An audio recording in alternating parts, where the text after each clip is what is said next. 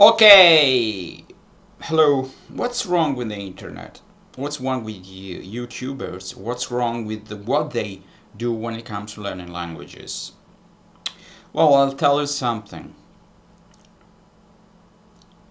There are two opposite uh, attitudes. The overachievers, the linguists, the polyglots. The more languages you speak, the better it is. You learn more different views of the world. Your brains works way better. Well, I tell you something.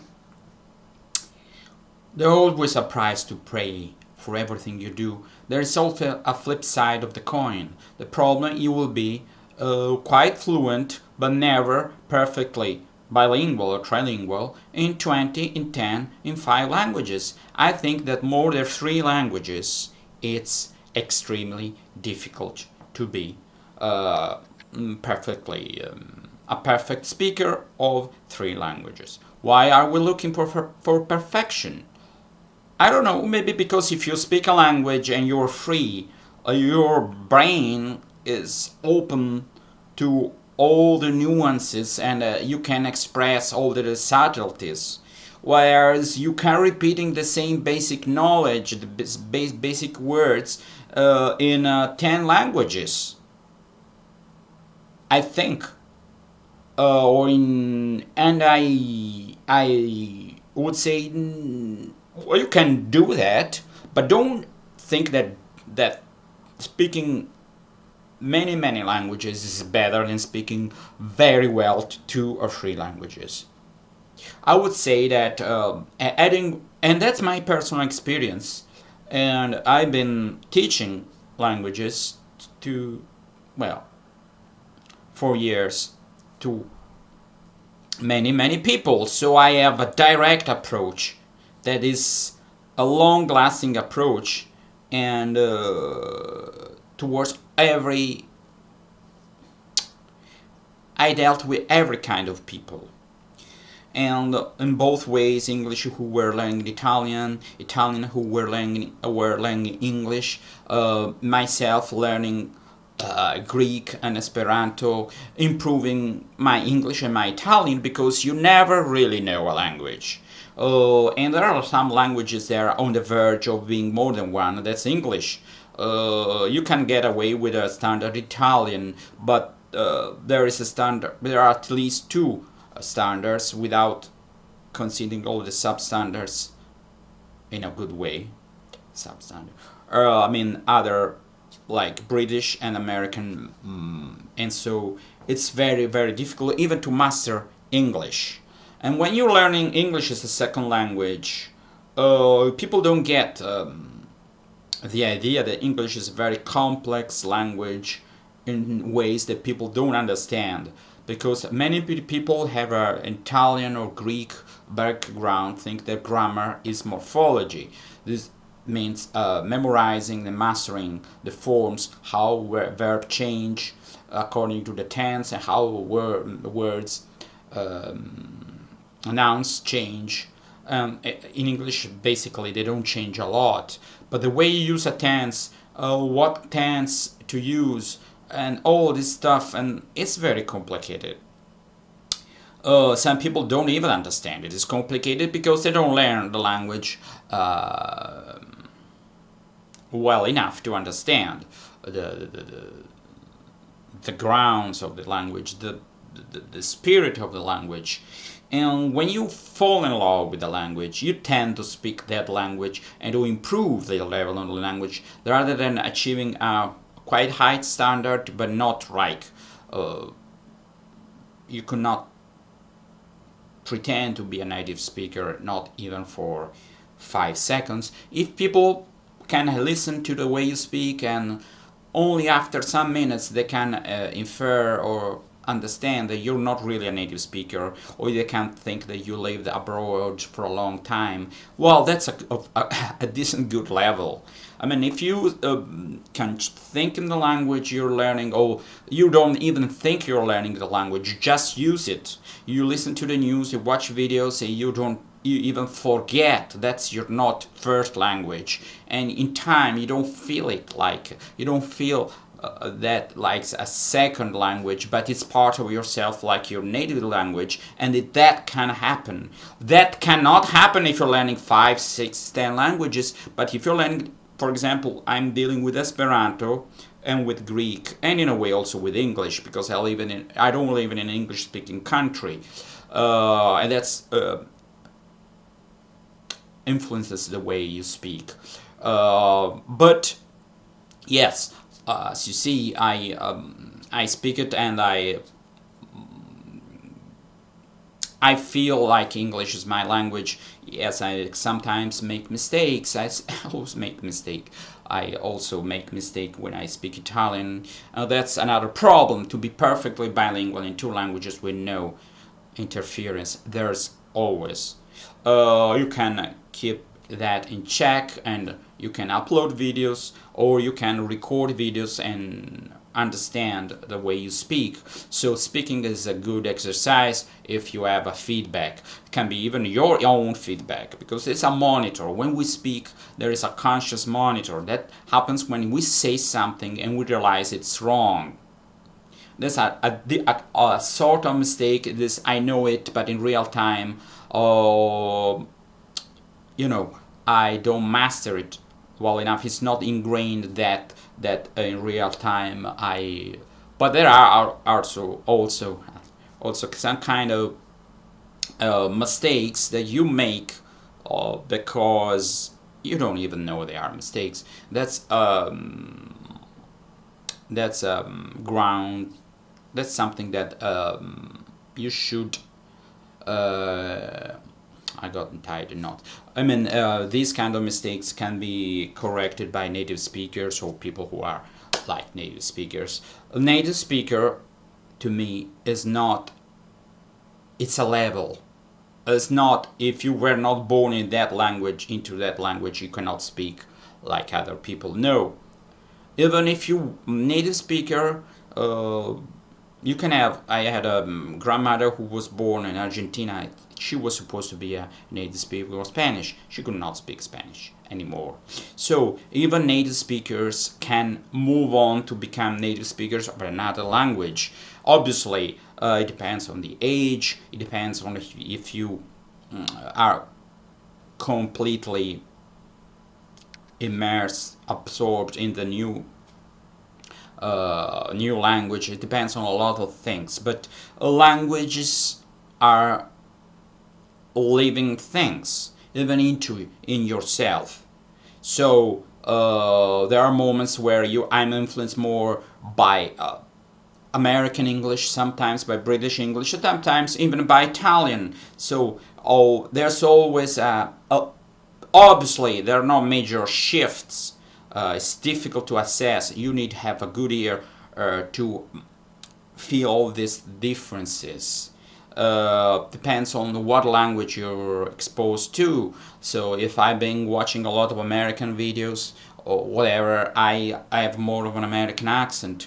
It depends. I always sing country music, and that in a way influences the way I speak, because I sing country music and I have not only an American accent when I sing, no, when I speak, obviously, but I use this American twang, southern of the south part of the United States, that I rarely use when I speak. And when we speak, when we speak normally, we express through speaking our roots, which are British, American, and Italian. That's all fused, merged together, and that's the way I speak. Obviously, I try to keep my Italian part in check, because it's not an English part. It would lead me to mistakes or to very bad pronunciation. But I can consciously vary the way I speak towards more American, towards more British, but I never, unless I speak having a 100% American accent or 100% British. Obviously, all these considerations about learning languages are not dealt by people who just play with languages and they propose another view, very, very low level learning of languages. So there's language challenges with slips of paper into a hat, and that's quite the wrong approach to learning languages, like single words. You don't learn language learning single words. You learn languages through a system that you're trying to learn. Obviously, maybe babies, but or the first weeks, but the tendency is to link together words. You can use single words only in real life, realia, like cup. What do you want? That, okay, but in time the tendency is use grammar. So it's better to develop words, grammar, pronunciation together. It's an organism, okay, that needs all of this stuff. You need software, which is words. You need hardware, which is a grammar. And you need a program to make another program that makes you use the software, the knowledge that you have, words. That is the program that manage the sound, the manage the pronunciation of words. That's a kind of one program that is a pronunciation. Pronunciation is best learned through repeated listening to words, and basically to words you're learning. So you get two birds with a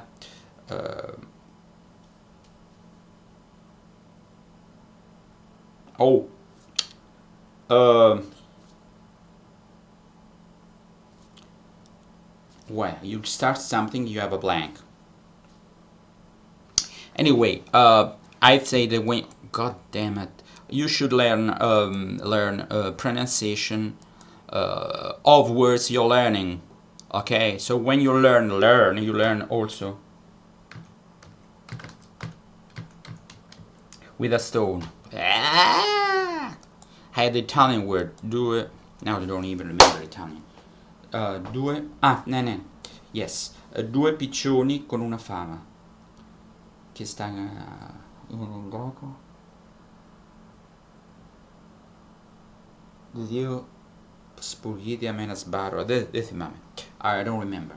Another thing that happens when you are really fluent in some languages, you move from one language to the other, you never notice. So sometimes I'm speaking, for example, English, and I'm speaking about the Greek stuff, and the tendency to use Greek words, and I still start speaking Greek, I don't even notice. That's a sign that you are really have that language in your subconscious mind. That's very important to have the language. For example, I'll tell you something. Sometimes I sleep and I have my radio computer on and I listen to some videos that go automatically. Even if the video is in English, it enters my dreams.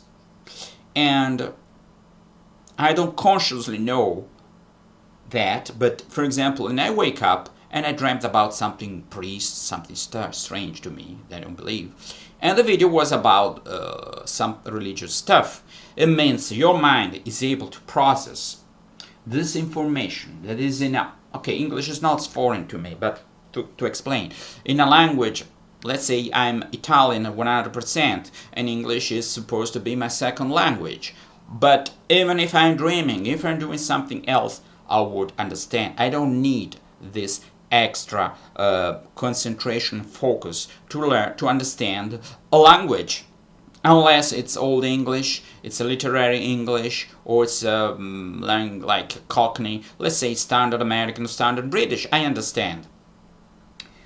Even for a language you're learning, you achieve a good level when you don't really need to think. You don't really need to focus to understand. Sometimes, why should I not think? Well, there are exercises. Well, you obviously the first times you speak, but you should internalize through also mistakes, and you consciously do that. But in time, it should be automatic, like you're driving a car.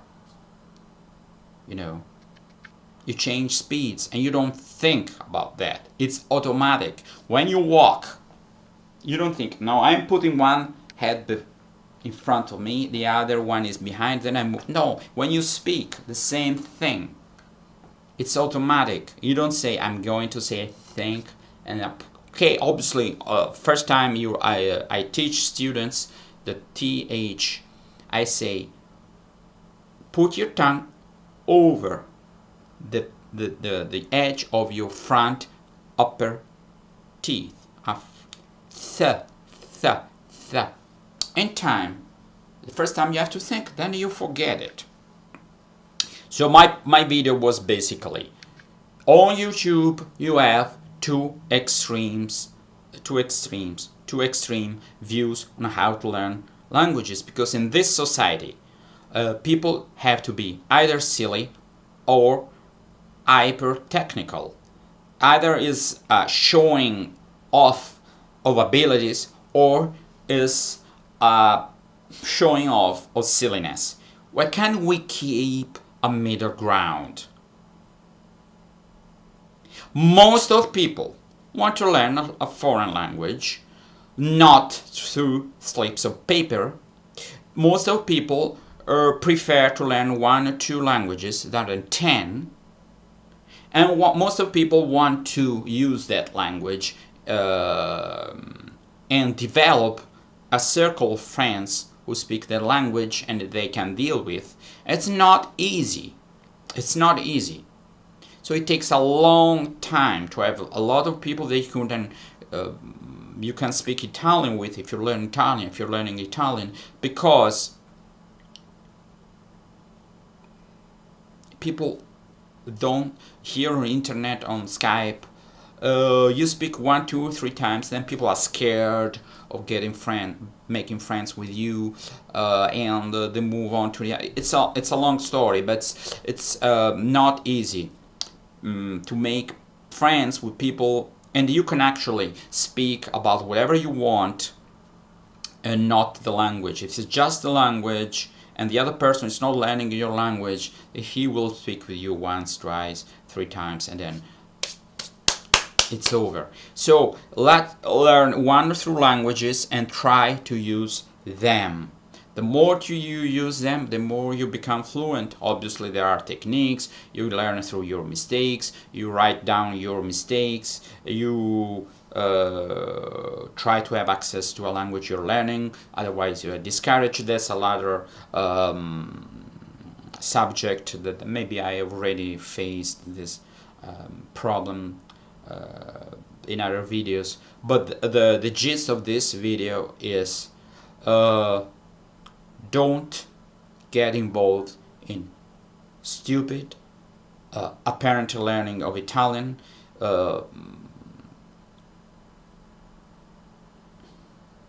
Repeating words as a parrot is not learning a language.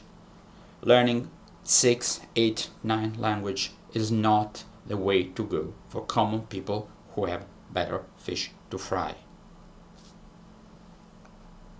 Goodbye.